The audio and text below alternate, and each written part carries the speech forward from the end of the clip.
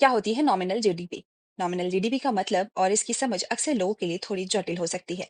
इसे आसान भाषा में समझते हैं। रियल और नॉमिनल जीडीपी में फर्क। एक अर्थव्यवस्था में दो प्रकार की जीडीपी होती है, रियल जीडीपी और नॉमिनल जीडीपी। रियल जीडीपी उस उत्पादन को दर्शाती है जो एक साल में किसी देश ने वास्तविक मात्रा में किया है, यानी इसमें महंगाई का असर शामिल नहीं होता। इसके विपरीत नॉमिनल जीडीपी उत्पादन को पैसों के संदर्भ में मापती है।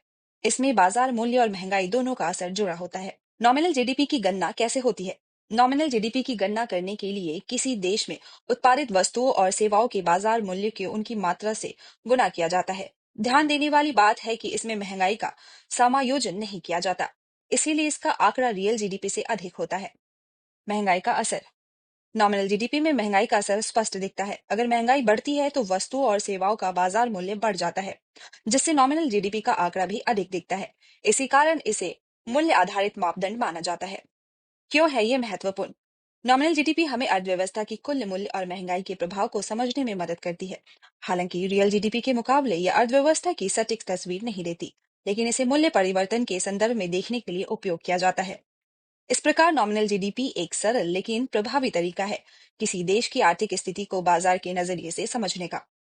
Bureau report, times bull.